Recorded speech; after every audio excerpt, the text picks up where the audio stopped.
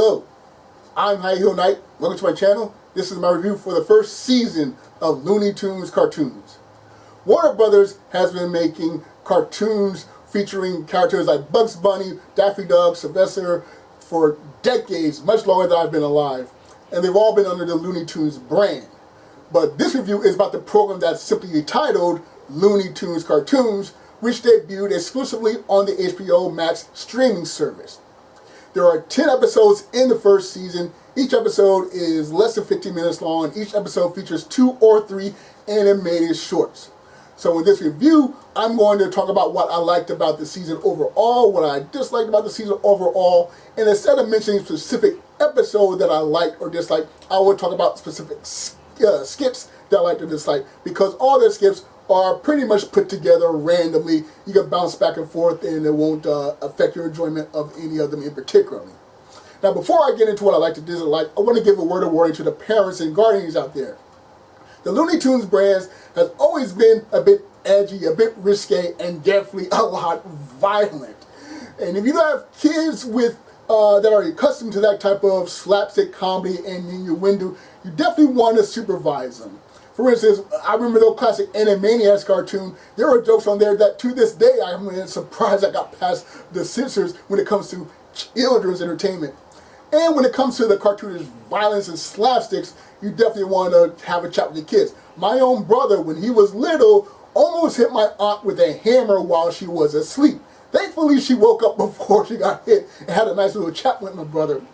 But yeah, if you have kids that are insist to seeing, the slapstick or divided type of comedy, supervise your kids, have a nice little chat with them. That way you don't risk any surprising wake-up calls later down the line. Now, getting to what I enjoyed about this show, it was definitely fun seeing these characters back together, doing their antics, but in a slightly different way. They don't necessarily reinvent the wheel. They present just enough twists and just enough changes to modernize it without, feeling like it's a totally different thing than what it originally was. In fact, even though this program is relying on nostalgia, it's not crutched by nostalgia. So that's something I really, really enjoyed. And as I said, the other thing I like is that a lot of these characters have been going on for decades, and they found ways to, take old gags and put a new spin on it so it seems fresh. And that's going to be very important when I mention the skit that I like the most. As far as what I didn't like about it, you may recall in my reaction video for this program, I was very, very thrown off by Bugs Bunny's yellow gloves. Now, I'm not going to get into the whole yellow gloves thing, but I will say that I did get accustomed to seeing the yellow gloves, but it took me longer to get accustomed to the color palette of the program. It's definitely modern. They're definitely done on computers. It looks like it belongs on the internet more than a television show.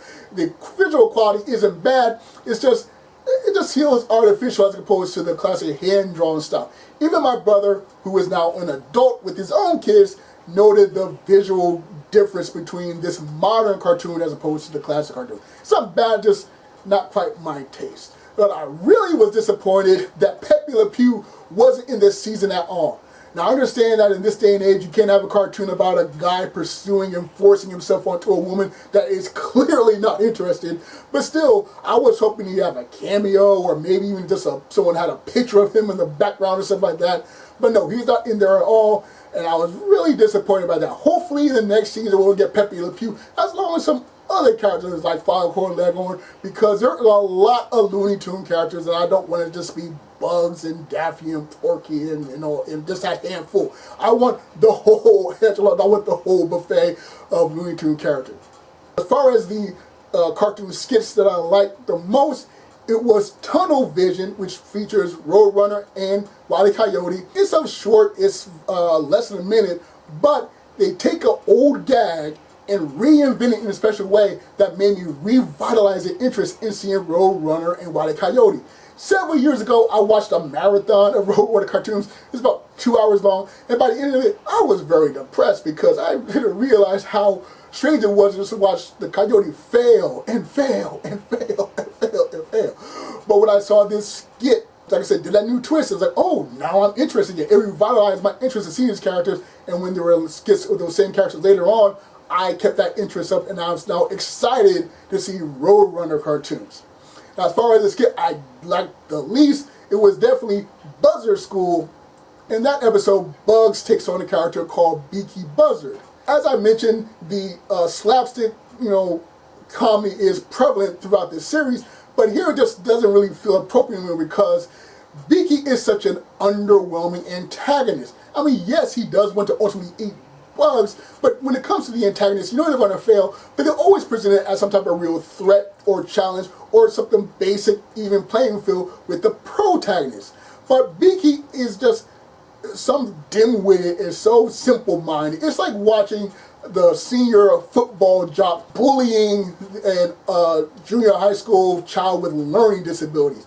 Again, it's the modern age. We need to modernize this Beaky character if we're going to keep him around. So yeah, I was kind of uncomfortable watching that cartoon skit.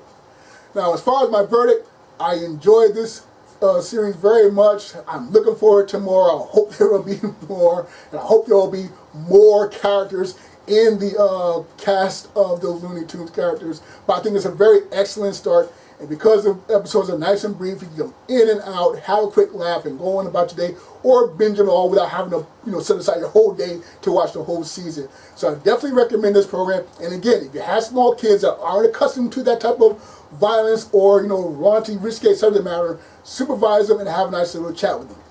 And with that being said, I give Looney Tunes Cartoons 2020 the super cool positive emoji. Okay, thank you very much for watching. I greatly appreciate it. Be sure to share whatever comments you like in the comment section. Be sure to like, share, and subscribe, or dislike, share, and subscribe. Once again, I'm High Heel, and I thank you for watching. That's all, folks.